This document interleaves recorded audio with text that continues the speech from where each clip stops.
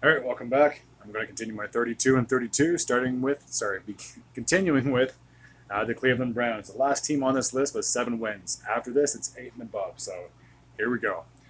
So to say last season was a disappointment would be understandable, but with that being said, their starting quarterback and obviously the big acquisition from last season was Deshaun Watson, as he was suspended for, I believe, almost half of the season, if not over half the season. So evidently, them not being their starting guy when he's supposed to be the guy, obviously kind of doomed them from the start. Yeah, they had a backup. Jacoby Brissett, I do believe, was starting quarterback before his suspension got lifted, but evidently it was too late at that point by the time Watson came back. So obviously now that I mentioned that the big thing from last offseason was Deshaun Watson signing. After that, the whole Baker Mayfield controversy about, well, I don't want to be here if you guys are signing him, so you have no choice but to trade me. And they had no choice because if they decided to cut him, that would have been a huge penalty, more or less, to the team, and it would make more sense for him to get traded. So they traded Baker Mayfield away, who was supposed to be their starting and franchise quarterback, to the Carolina Panthers. And now here we are a year later, and Deshaun Watson's more or less the main guy running the city now. So they finished last season 7-10, 2 straight seasons without making the playoffs. Obviously, after the 2020/2021 season, when they shocked the world and not only made the playoffs but beat their Pittsburgh Steelers rivals, and then went on to play the Kansas City Chiefs in the AFC divisional round where they came up short. So their only playoff appearance in the 21st century, I guess, was just this past 2 seasons ago, I do believe. Um, so I shouldn't say the only time in the 21st century, because I'm sure they made it in the early 2000s, but I think it was like 20 years in between the last time they made it, roughly. So I apologize for not doing all my homework, but I pretty much just got to spit this stuff out. I have no paper in front of me. It's just more or less me speaking what's on my mind. So I'm sure I have a lot of wrong facts that I believe are right. So a few additions. Dalvin Tomlinson is coming over from the Jets. Elijah Moore, the wide receiver. I do believe I discussed him in a previous video. He's coming over from, I know it's a team from the NFC South, but which one is it? Oh, I apologize. I was completely wrong on that one. He was coming over from the New York Jets as well. So 2 players are coming over from the Big Apple to join the Cleveland Browns. And the other one is Javion Clowney, a defensive end. The guy's bounced around the league now for a few seasons since being drafted by the Houston Texans way back when. And he played last season with the Cleveland Browns. So I'm not sure why they're saying he's an addition unless they just re-signed him.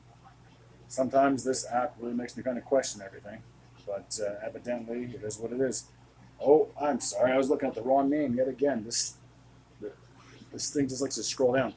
Juwan Thornhill is coming over to the Cleveland Browns, and he played last season with the Kansas City Chiefs. So obviously he's got a Super Bowl ring to his name, and I'm sure he'd like to bring some of that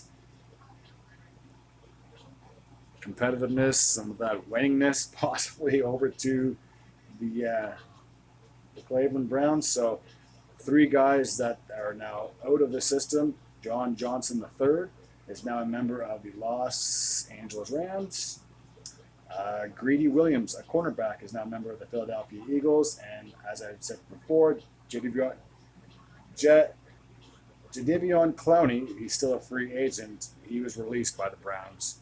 So, yeah, only time will tell to see how this team does moving forward. Now, coming into the 2023/2024 season, I have a little bit of higher hopes for the Cleveland Browns. They should finish with at least 8 or 9 wins, I do believe.